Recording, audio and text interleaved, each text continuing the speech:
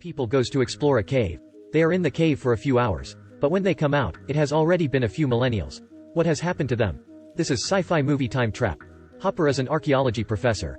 At a deserted place, he finds an abandoned car. He sees a thick notebook in the car. There is an endless cave by the car. When Hopper goes there to check it out, he discovers that there is also a cave on the mountain. So he immediately goes in to have a look. He finds a cowboy standing still in the cave, with a gun by his hip. He calls him but there is no response. Hopper quickly gets back with his dog. When he returns home, he tells his students, Jackie and Taylor, about the cave. For safety, he intends to go there alone. He soon arrives at the cave. He still sees that cowboy standing there. As Hopper approaches him, a transparent boundary appears before his eyes. After touching it, he enters the boundary. 2 days later, Jackie and Taylor realize that the professor has not returned. So he decide to go look for him. They borrow a car from Kara, along with Kara's sister, Vives, and her friend, Furby. They soon finds the abandoned car. Taylor finds a photo in the car. The one in the photo is their professor's family member. Turns out that the professor is looking for his missing person. They find an old rope. They follow the rope. They see a cave, but the rope is cut inside the cave. To find out, Taylor asks Taylor to stay outside. They go inside with climbing ropes. Then they also feel the transparent boundary. On the other side, the professor is also stepping into the boundary. He sees that the cowboy is slowly moving, and gradually gets to the normal pace. At this moment, Hopper sees the light outside flickering. Then a weird sound comes out of the cave. He feels something strange and immediately runs back. It's already dark outside. He gets back to his car. The car is already covered in wild weeds, just like it has been abandoned for years. Hopper also finds the car that Taylor's group drove. He sees Jackie's backpack inside. He guesses that his students were also here. He feels like something bad has happened, and returns to the cave right away. Hopper takes the remaining glow sticks, and throws them into the cave. When he gets to the boundary, the glow stick float in the air, just like time has stopped. Then Hopper walks into the boundary, and the glow stick drops on the ground. Hopper continues to walk deeper into the cave. On Jackie's side, when they enter the cave, they also hear a weird sound coming out from the cave. They decide to climb back on. But while Jackie is climbing on the rope is suddenly cut. Hence, Jackie falls down and injures her leg. Taylor's arms are also injured. Taylor thinks Furby intentionally cuts the rope. He quickly uses the talkie to call Furby, but the sound of Furby begging for help emits. Everyone feels odd. To investigate, they continue to enter the cave. They arrive at a hole above the ground with lights coming in. Kara climbs on a rock, and is about to climb up. She unexpectedly sees Furby's body. They turn on Furby's camera. They are so shocked. Turns out Furby has been staying outside for a few days. Furby felt bored, so he went through Hopper's parents' diary. To save the seriously ill daughter, Hopper's parents came here to find the Fountain of Youth. As he has consumed all food and drinks, Furby could only use Hopper's rope to climb off the cave and find everyone. But the rope is cut at halfway. He fell from a great height. To find this out clearly, everyone lets Kara climb on from the cave. But when she reaches the opening of the cave, she notices that the world outside has now become a desert. Kara is freaked out. The atmosphere makes her unable to breathe. Kara quickly uses the walkie-talkie to beg for help.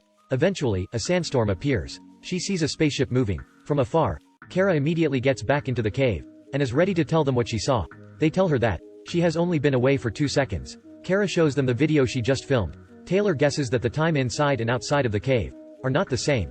The shimmering light outside the cave probably is the sign of sunrise. Every time the light flicks, 1 day passes. Furthermore, the rope is apparently not cut, but it frays by time.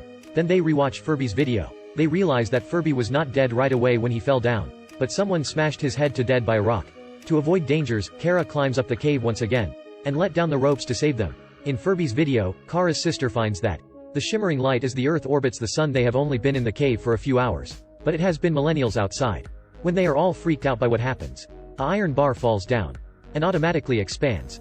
It turns into a long ladder. Kara immediately climbs up, but a man wearing black is climbing down from above. So Kara has to climb back down. A big armed man in black walks down. But at the time, a caveman suddenly appears in the cave, and jumps into the black-suited man. The black-suited man quickly escapes from him. He beats them and ties them down. Taylor's group is so scared of the black-suited man that they quickly run into the cave. They find 2 bodies, which turn out to be Hopper's parents as in the photos. Their body temperature is still warm, which means they died not long ago. The cavemen find them, and immediately approach them. To let everyone get out of there safely, Taylor fights with the cavemen all alone, but eventually he couldn't win against the opponents, so he is smashed to death by them. Jackie's group is able to escape from the attack, but Kara feels uneasy about Taylor, so she goes back to find him. The black-suited man is also there at that time. He pours some water into a small gadget. Then he drags Taylor into the water. Kara is very angry. 2 cavemen appear. They start a fight with the black-suited man. Taylor suddenly comes back to life. The iron head of the black-suited man is removed by the cavemen. With the help of Kara, he is able to win.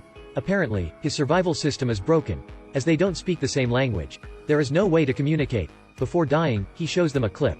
Turns out in the future, Earth is no longer a suitable place to live. Human moves to Mars. This makes them realize that everything they are familiar with is all gone. They feel desperate. Taylor finds Hopper's backpack. To look for Hopper, Taylor goes into another cave branch alone.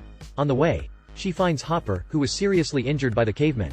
Furthermore, before the professor's eyes, is the transparent boundary. His sister is inside. There are different dynasties stuck in there. It is clearly seen behind the boundary. The time speed is much slower than outside. These are all to protect the fountain of youth inside. Taylor goes back to fetch the immortal water to save Hopper. At that time, the caveman uses the water to heal her people, and they quickly follow Taylor's group. Taylor opens the ladder he got from the black-suited man, and wants to use this ladder to climb up the cave. While they are reaching to the opening, Kara finds that it is blocked by water. At the same time, a strange hand drags her. The cavemen pull the ladder, making it fall down. Everyone starts to fall as well. Kara is drowned in water and someone wears her an oxygen mask. She sees the group getting frozen in water. When Kara starts to disappear, rope-like mechanisms suddenly appear in the water, and hold the group tightly. Kara also wears a black suit, emerging to the surface, and pulls them three through. Later on, more rope-like mechanisms get into the water, and gradually fill up the opening of the cave. Furby, who is drowned in the water, suddenly awakens, freaked out. He finds himself inside a spaceship, and sees two spacemen who look like aliens. Hopper also comes to the surface. He is very surprised of what is before his eyes. Then the group comes appear in front of them. They are soon adapted to the new life in the spaceship. Then Hopper's parents and sister also appear. Then the spaceship starts to speed up and leave the Earth, carrying them to a new home for human. The story is over. This is a science fiction film, expressing humans' thoughts about time and future. Being in the cave for only a few hours, it has already been millennials outside. This movie is really worth watching. I'm an icon, man. And my girl about a 10. I should fuck her in a Benz.